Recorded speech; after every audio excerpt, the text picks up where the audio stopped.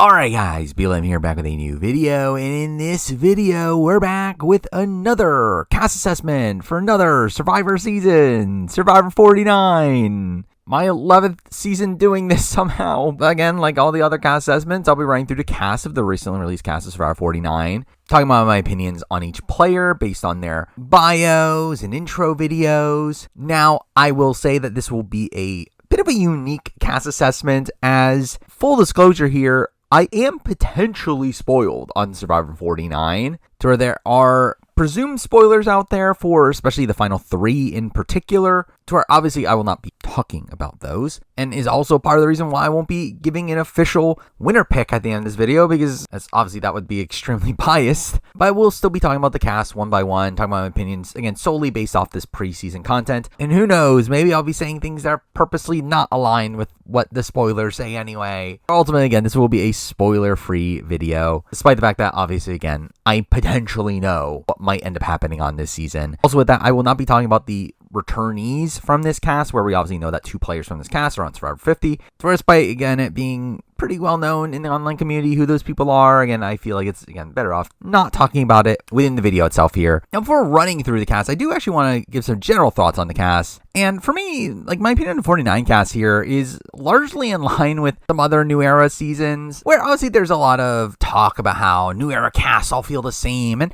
I don't really feel that way necessarily, especially with more recent casts. I do feel like casts like 48 and 46 are very distinct from seasons like 45 and 47. However, I do feel like this cast in particular feels very like Survivor 42 coded to me. It feels like a cast of maybe not the most like physical people in the world. I think kind of feels more in line with the typical tropes of New Era casting, about how they're just casting super fans on a certain age range and certain occupations. And again, I do feel like this cast feels a bit more tropey of the New Era than, again, Survivor 48 in particular. Though, again, I don't think that's necessarily a bad thing. I do think that actually probably is more of a good thing considering how Survivor 48 played out. Again, I do think this is a cast that I could definitely see being a more gameplay focused cast that won't just have a majority alliance steamrolling their way to the end, where, again, I'm hoping for better seasons for our 48, and again, I do think we're lined up to get that. I would be pretty surprised if this cast brings us a fairly stagnant game. It does feel like a cast of players that are coming to play, and while there's a couple people here and there that can feel a bit more honor bound, I do feel like this is a cast that does come off to me as one that is here to play. And I know that Jeff himself had talked about how this cast was very conscious of the fact that Survivor 50 was right around the corner, and there were some people that were actively talking about wanting to play hard on this season to end up landing on Survivor 50, which I know that will definitely obviously frustrate some fans of it feeling forced because they're just doing this to come back. But it's like, ultimately, I don't feel like that's a negative in my opinion. I feel like that just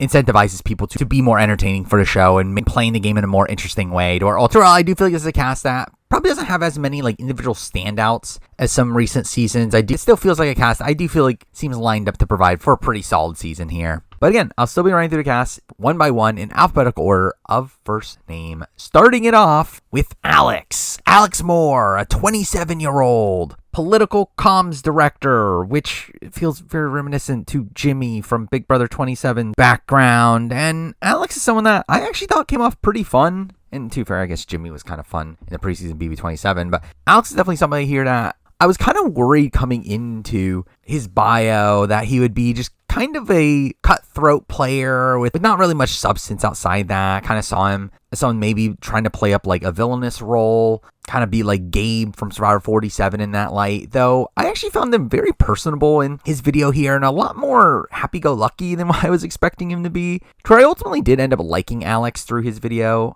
in his bio. Now, I do think there were some things that I probably could have gone without, especially like him like calling out the margarita curse and wanting being the first to beat the curse, which is like, yeah, who cares? Like, I feel like that's a very strange thing to call out in your intro video of like that's your bucket list item on Survivor. But ultimately, again, I do think he is someone that seems pretty well situated for the game and kind of in the perfect age range, someone that clearly is intelligent and compares himself to San Phelan, which I thought was an interesting comparison, and mentions how he's going to be the glue guy. And again, I think there's a lot to like here from Alex. I actually feel like he's someone that I could definitely see doing very well in his initial tribe, though he is somebody that long term, I'm not sure if I necessarily see him getting to the tail end. I kind of see him as, again, a player that probably will play pretty aggressively, probably make some moves in the game, but then ultimately get taken out before the end is, again, kind of the vibe I get from him, though someone that I definitely think has a lot of potential here, and someone I definitely think is a contender on this season. Next, I'm moving on to Annie Davis, a 49-year-old musician, even though I believe she's also like a CEO, which is her main occupation. Either way, and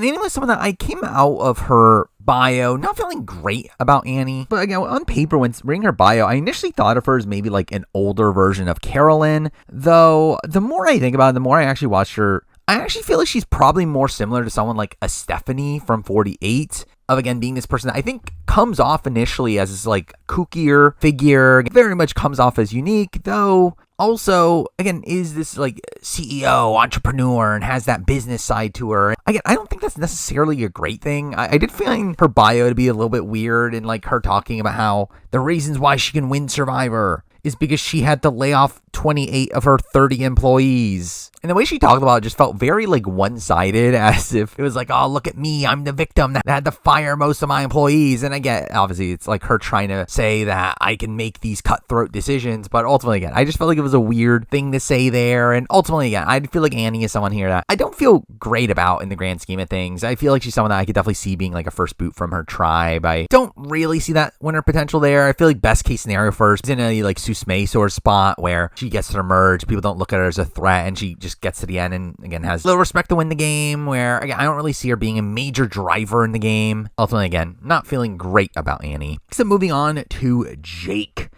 Latimer, a 36-year-old correctional officer, one of the few Canadians on this cast, because I guess they remembered to cast people from Canada again. And Jake is like kind of this weird figure where I think very clearly he is someone that we're meant to like. Again, Jake is again kind of in this archetype of like the Jonathans, the Joes, these like big physical presences. That's probably going to be a big challenge beast of the season. Along with that, he also has a pretty sympathetic backstory about how his dad's about to lose his sight by the end of the year, and he wanted to be on Survivor before he loses that. But to do that, he has to miss the birth of his first child, and again, a very sympathetic backstory there. Though with that being said, I don't feel great about Jake on this season. Not that I necessarily think he's going to do poorly, in the sense that, again, I think he obviously has a lot of longevity there. I don't see Jake going home anytime early on. Again, he just feels like the most physical person on this cast by quite a bit, to where he should have a pretty easy ride to the merge. The question at that point is, does he really have the cutthroat nature in him to really play the game in a way that's respected by the jury by the end? Where I kind of see him very much in that Joe Hunter sort of mold, where again, he literally compares himself to Joe Hunter, which is very strange, I feel like, considering he's supposedly been a fan for years, yet again, the player he's most like is literally someone he saw on the previous season that didn't even finish airing by the time he filmed this season. So again, I do find that weird. But again, Jake is someone I do see in that mold. I definitely see a lot of people wanting to work with Jake, but I just do not see Jake playing the game in a way that will be particularly respected. Again, he talks very openly about wanting to play this kind of more honor-bound game, and again, it just does not seem to work in modern Survivor, where if he does play that style of game, I feel like he's very likely to just get to the end and have no respect and not win the game. And even outside that, he's obviously a massive physical presence, to where I even feel like it might be difficult for him to even get to the end unless he's like a Joe, where people recognize him as a bit of a goat and try to take him to the end because of that. To where ultimately, again, I think Jake is someone that he's kind of one of these players that has this like kind of double negative, the fact that even if he gets to the end, I'm not sure he wins, but his path there might be rough just due to how much of a physical presence he is as well. So I feel like Jake is someone that, again, I do feel like he's going to struggle in those aspects of the game. So did not feel great about Jake coming out of his bio. Next up, moving on to Jason Tru, a 32-year-old law clerk who is one of the alternates on this cast, which is an interesting thing about this season, the fact that both of the alternates ended up being on the season, supposedly due to the two people that were going to be on this cast breaking the rules, which is kind of insane. Where I feel like this is pretty unprecedented for two players in preseason Ponderosa to have communicated to the point where they got kicked off the cast, where it makes you wonder, like, what exactly did they do? Did they literally like sneak off and like pre-game together? Like, that's pretty insane. But either way, because of that, Jason ends up on the cast, and straight up I kind of see why Jason was an alternate, where again, he seems like a purely affable guy, but also just kind of normal. Now, I know he is supposedly like a big Smash Brothers player, and he says Kenny from Gabon is his idol that got him into Survivor, which is pretty insane. But he's also one of these people that seem to have like kind of changed their occupations very recently, which feels like kind of a trend in modern Survivors. They kind of get a lot of these people that had like recent changes in their lives. But ultimately, again, Jason's just someone that I don't really get that great of a sense from. I could not really tell how like physical Jason was. I couldn't tell if he was like going to be like the Brandon Donlin of the season, or if he was going to be someone that might surprisingly be pretty physical. Again, I couldn't tell in terms of that. Obviously, if again he is in that more of that Brandon Donlin sort of mold, then again I could definitely see him being a very early boot. Otherwise, just someone that probably is like a mid-game boot. Maybe his game plays out similarly to like a Kane, but he's just not someone that really popped to me from this cast, where ultimately didn't really get much of a vibe from him. Next up, moving on to Jawan Pittz, a 28-year-old video editor, and straight up, Jawan is probably one of my favorite people on this cast. I think he's someone that just instantly came off very likable in his interview, and someone that, like Jason, kind of came off fairly normal, but I definitely think came off more endearing, was probably more captivating of a storyteller, seems to be a lifelong fan, talks about his love of Sean Rector, which is nice to see him get referenced, while also saying he thinks he's going to play like Jesse, and I can very much see that. I very much see these kind of Jesse parallels with him. I can just kind of see him being this like stable, very solid social and strategic player that also probably doesn't have much of a reason to go home early. We're just on the offset. Jawan definitely would have been a top candidate for me as a potential winner pick, where he just seems like someone that would end up being pretty well-rounded in most aspects of the game. Now, mind you, I kind of thought the same thing of Rome coming into Survivor 47. Obviously, that turned out not exactly the way I thought. But again, I do think Jawan here definitely seems to be a more chill presence than Rome is. And I think Jawan just seems like, again, a charismatic enough guy to where I could definitely see Jawan doing pretty well in this season, with not that much downside there, to where, again, he definitely would have been a top winner candidate for me. Next up, moving on to Jeremiah Ing, a 39-year-old global events manager, one of the other Canadians on this cast. And Jeremiah seems pretty fun. I'm definitely one of the standout characters from the preview. Has a very high-pitched voice. It just comes off very endearing from the offset. Seems like someone that's going to be instantly likable. I think in many ways came off to me very Jam-like, especially in how he was utilized in the preview, to where Jeremiah is someone that, again, I think is someone that just seems very likable. And I feel like that's obviously going to take you a long way in New Era Survivor. Now, obviously, there's a chance Jeremiah like sucks at challenges and they want to vote him out early because of that. But ultimately, yeah, I do feel like Jeremiah's likability is something that should very much help him on this season. I could definitely see Jeremiah making a deep run. However, ultimately, I do feel like my opinion on Jeremiah is probably going to be similar to that of my opinion of Jam Jam in the preseason. And obviously, again, turned out Jam Jam won the season, so again, I was wrong. But again, my opinion of Jam Jam was the fact that I thought was that he'd make it pretty deep into the game based on likability, but ultimately get sniped out towards the end in a spot where they're deemed so likable that we can't let this person get to the end. And I do think Jeremiah is kind of in that mold as well, to where, again, it's just a spot where I would find it fairly difficult for Jeremiah to get to the end of the game in a spot where he also has win equity, where obviously he ends up comparing himself to Ty. And I feel like that's kind of the vibe I get. It's like a spot where if he makes it to the end, it's because he probably is like a Ty in that spot and just simply isn't looked at as a big jury threat. Oh, well, again, there's obviously the opposite issue, the fact that if he is particularly well respected and would win the game, then I feel like it's going to be a pretty easy person to just take out mid-merge, to where ultimately, again, Jeremiah is just someone that I would expect to have a pretty big target on him by the end of the game, but also someone that, again, definitely has some potential on this season, also a massive fan of the show. So again, a bit high variance on how their post-merge game would play out, though someone that I actually do feel fairly good coming into this season. Next, I'm moving on to Christina Mills, a 36-year-old NBA career coach, and right away, I think you instantly get a lot of Suri vibes from Christina. Based on what I've heard of other players supposedly looking at her very highly in the preseason, it does seem like that might just be the aura she gives, where it seems like just a lot of people in Ponderosa were just really loving the energy that she exuded. Where if that is the case, I feel like Christina is someone that I think can do very well in this season. I think the initial worry for Christina is, again, kind of the worry of Sri, the fact that she's maybe not the most physical presence in the world, though, and that could, again, lead to you obviously being a potential target early on. But again, if she is someone that is so well liked, as it seems like she's going to be, then that obviously increases her chances of making it deep into the game.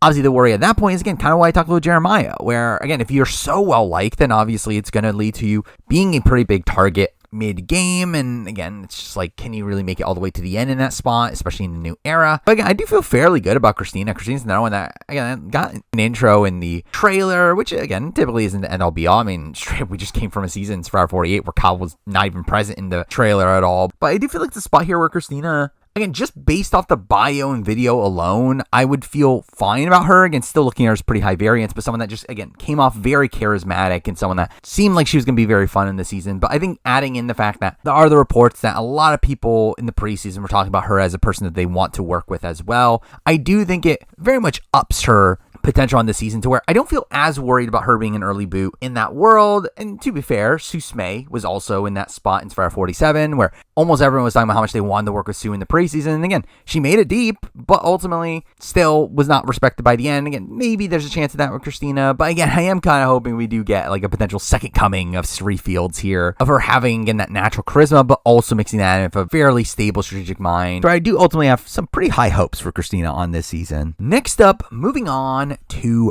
Matt Williams, a 52-year-old airport ramp agent. I believe the oldest person on this cast, and someone that I was like, initially, I did not get the greatest vibe from Matt, just in the sense that obviously, again, he's the oldest person on this cast. Obviously, there would be those worries that he would just be an early boo as an outcast. But again, once you start reading his bio, which comes off very humorous, along with getting his vibe from his interview, I actually feel so much better about Matt. I actually am surprised at how high I am on Matt, where he just seems like a very likable guy. Someone that I can see blending in pretty well, even with the younger crew that he's going to be a part of now. And there's probably not as much of a worry physicality-wise with him, where again, he talks about how physical his job is, and you literally get that shot in the preview of him doing some heavy lifting during a challenge, where it seems like Matt should be fine physically on this season. Now, again, I still think the initial perception of him as being the old guy on the cast is still a worry for sure, but I do feel like Matt is someone that I'm actually coming into this a bit higher on than I expected. I definitely was expecting him to be kind of lower in my estimations, where I can definitely see kind of like a Gabler trajectory for him, but maybe like a tad more intentional. So again, as long as he's not an early boot on this season, I can see him being kind of underestimated and being taken deep into the game with people just assuming that he's not a threat only from the like strike it towards the end. And again, I think there's at least a shot here that Matt could end up being a pretty solid player on this season, which I do feel fairly solid about him in the grand scheme of things. Again, not enough to like be a potential winner pick, as again, I do still think there's that level of variance there, but still someone that, again, I think definitely has some potential on this season.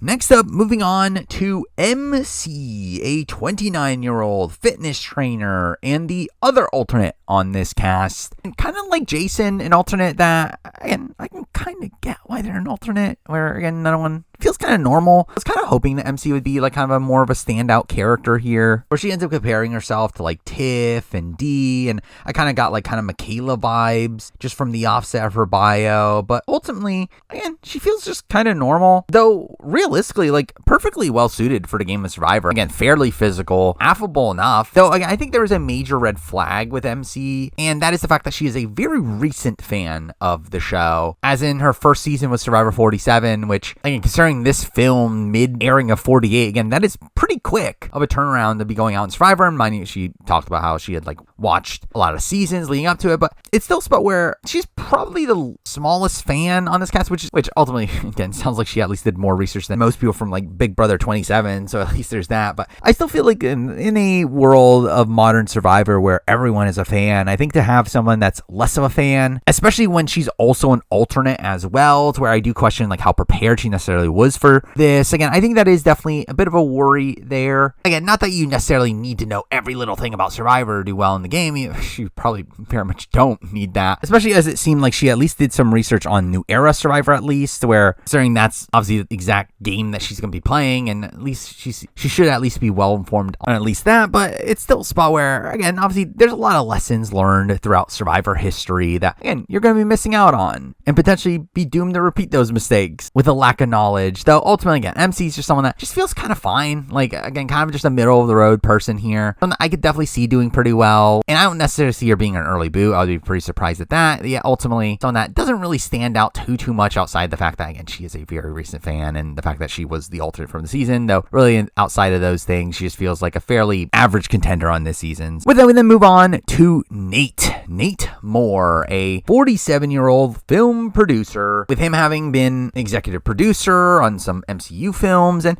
obviously Nate is a fairly successful person to end up being on Survivor here. So I know there were talks about, is he the celebrity that Jeff Probst referred to when saying that there was a celebrity in the running for Survivor 49, which, like, no offense to Nate Moore, but I don't feel like he's a big enough name to be the celebrity that Jeff was talking about. But obviously, again, a fairly notable name here, someone that obviously is very successful in his career, and someone that seems to be a massive Survivor fan. Again, I was actually kind of surprised at just how big of a fan he seems to be, where I believe he's even watched international versions and mentions like Earl Cole as the player he's the most like, and it seems to be fairly skilled for a game of Survivor. Now, again, at the end of the day, he is still on the older side of things. He is 47. Also don't know if he is going to be openly talking about his career, though. If he does, again, he does have a lot of similarities to Jawan being in the film industry, and I know they're on the same starting tribe, to where that might be a decent starting point for them. But Nate is someone that, again, I think actually does seem to have some level of potential on this season. Again, despite him being on the older side of things, I can definitely see him being a pretty big player here. Though I do also see a lot of like Cedric potential in him, Cedric from 48, in the sense that I can definitely see him being like a fairly affable person, someone that everyone likes on his tribe, though also someone that maybe isn't the most strategically tuned for a more dynamic game. So I could definitely see Nate being someone to watch out for here. Definitely seems like someone that at least knows the show fairly well. So ultimately, again, just kind of middle of the road on my overall opinions on how he could do on this season. Next up, moving on to Nicole. Nicole Mazulo, a 26-year-old financial crime consultant who is someone that I actually had a tough time really narrowing down how I exactly feel about how they're going to do in the game. Where like in their bio, they compare themselves to a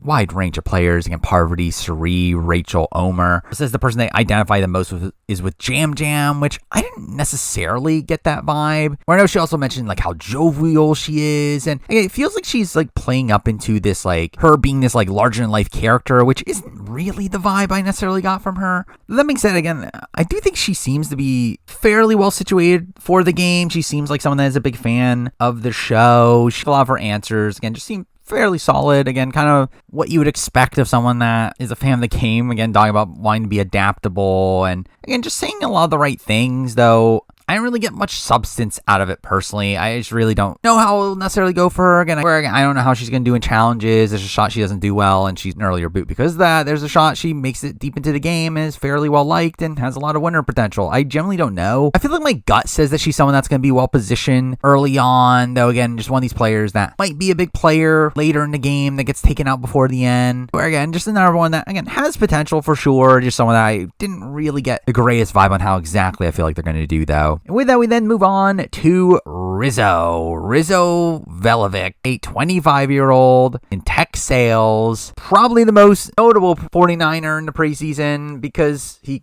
goes by Riz God, which I can't wait to be calling him Riz God every opportunity. But Rizzo seems to be like the biggest super fan on this cast. I know he's someone that is big in the org community, clearly is a big Survivor fan, and someone that I actually came out of his interviews being a bit surprised at just how normal he seemed to be, where obviously someone that gets introduced in preview as someone that goes by RIZGOD, Riz God Baby, is someone that, again, I don't know if I would expect that to be the most grounded person in the world. Yeah, I felt like he just, again, came off fairly normal in his interviews, fairly likable, and has a fairly normal upbringing, like didn't come off as wacky as I was expecting to be, and someone that, again, I could see being a pretty big player. Now, again, he is on the younger side of things, and I think that's kind of the worry there, is that he'd be like a Spencer Bledsoe type and like struggle blending in with like the people that are a bit older on the cast. Yeah, but even then, even though he's on the younger side of this cast, he's still 25. It's not like he's like right out of college. And yeah, he's someone that definitely has potential. Obviously, there's a lot of flame out potential as well. Again, he could definitely be like the next Jelinski for all you know. And considering him being, again, a big org player, I feel like there's usually some mixed success there. As I feel like org players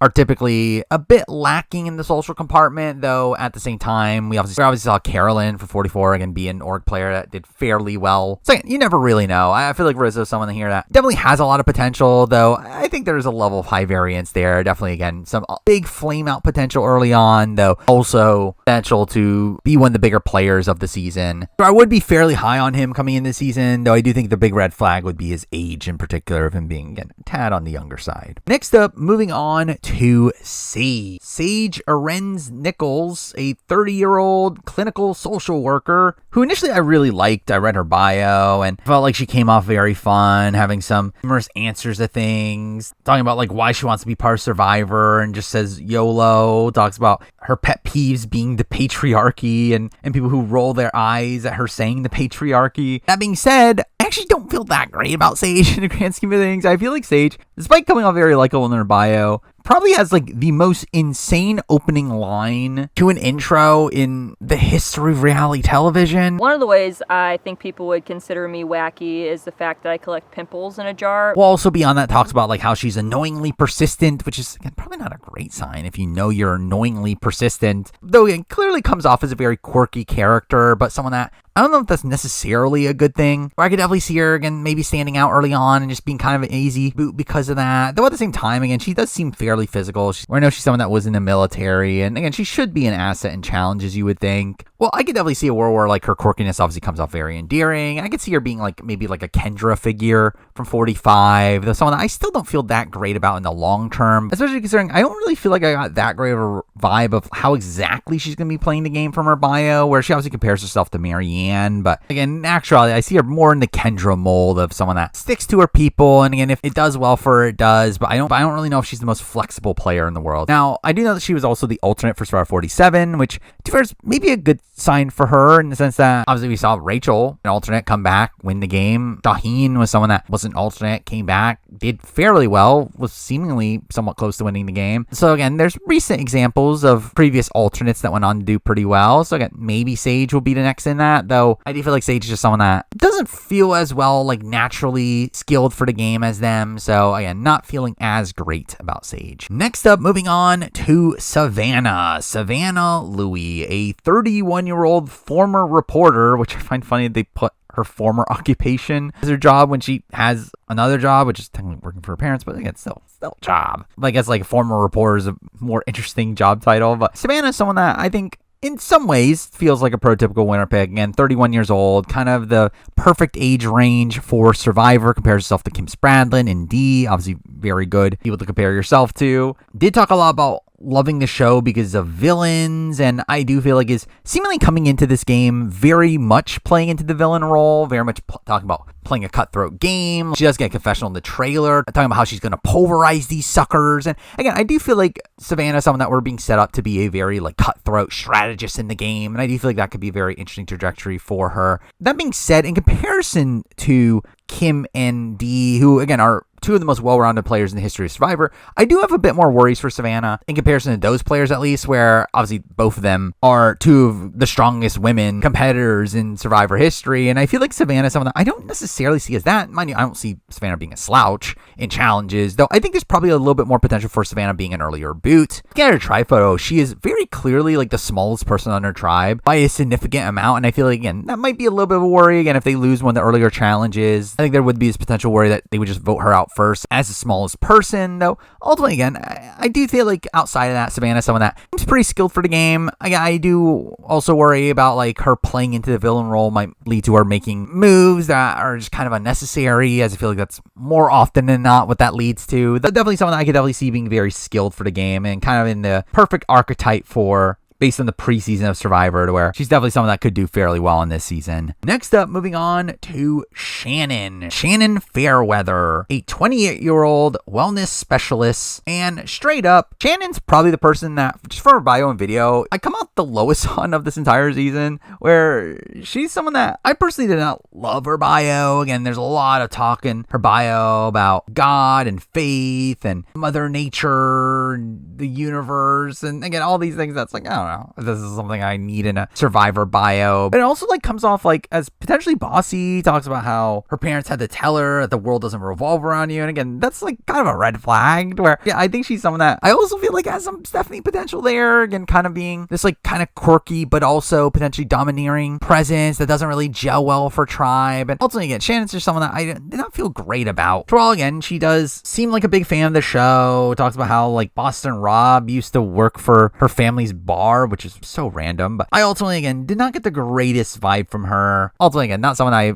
particularly high on coming out of her bio and video. Next, though, we're moving on to the first of two Sophies. So, spelt differently because one doesn't have an E in it. Or it seems like that's the main way they're differentiating the two, which feels weird, but either way. We got Sophie Allerty, a 27-year-old entrepreneur who also compares herself to D, which I feel like we've gotten a lot of people comparing themselves to D. Though I guess considering she's from Miami, I guess she has more reason to compare herself to D, but it really feels like someone that is a big fan of the show, someone that I could definitely see becoming a like fan favorite from the Twitter community. Definitely feels like someone that will have some pretty snarky confessionals. So someone that I'm a bit unsure on how exactly her game's going to play out. Where I feel like the two people that stand out to me of people I would compare her to right off the bat aren't people like D or again Natalie Anderson, who she says she's like as well. I actually feel like first person that came to mind with her was actually Maddie Pamela, which is obviously not a great sign considering Maddie was the first boo of her season. But I kind of got that sort of vibe of like a big fan that's super excited to play the game and might do something that completely backfires on her. But the other person I also thought of was Venus. And again, I feel like Venus is also not a great player to really be comparing yourself to. Again, someone that was just kind of not really gelling with her tribe. And well, again, might be a fun character for the show. Again, would not be very well situated game-wise. Where ultimately, again, I did not feel that great about Sophie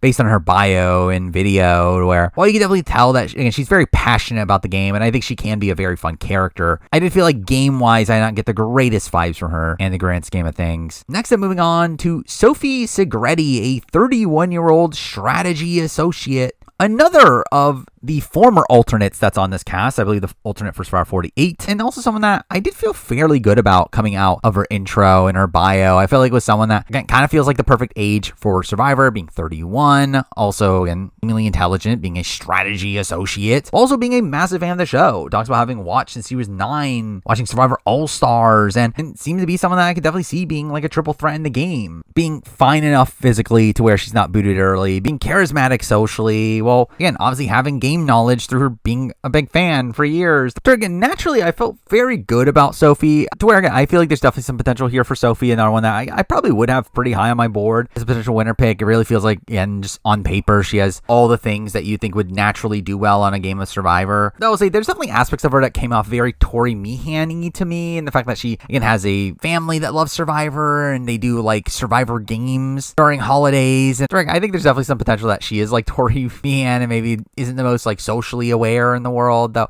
I think there's definitely a lot of green flags elsewhere where Sophie's someone that I felt pretty good about coming out of her bio. And next up, the final person from the cast of Survivor 49 is Stephen Ram, a 35-year-old rocket scientist, which thank God we got a rocket scientist back on Survivor. And Stephen's someone that realistically coming out of this, I just felt okay with. I feel like he's like probably one of the most average people on this cast, which, to be fair, is not necessarily a bad thing. I think in many ways he actually does kind of remind me about how I felt about Kyle coming into Survivor 48, where I feel like there was a lot of potential there and how he seems to be very well rounded, though not really being someone that really excels in any particular aspect of the game. And I feel like I have a similar vibe here from Steven. I know he compares himself to Charlie, who, to be fair, is probably someone I would have in that similar ballpark as well. So again, that definitely is the vibe I get here from Steven. Someone that is going to be, again, physical enough to where he definitely will have potential to win challenges. Definitely not someone that is going to be taken out early on in the game. Also someone that seems affable enough, probably not going to be causing too many waves, while also being someone that is fairly strategic in the game. Again, he is a rocket scientist. Now, I will say there are some weird things about his bio, particularly in how much he talks about his love of Rupert, which, again, I love Rupert, but I don't know if Rupert is really someone I'll be like constantly mentioning in my bio, especially if I was someone coming into the game wanting to play a particularly strategic game. Oh, also, we do know that he talks about having grown up with hearing loss, which, again, I don't know how that's necessarily going to affect this game. Obviously, we had Ricard, who had similar issues. Those seem to be able to overcome it, to where, again, I don't know if that's necessarily going to be issue here for Steven. It's definitely something to note here, but overall, again, I feel fairly good about Steven. I think he just seems like a fairly competent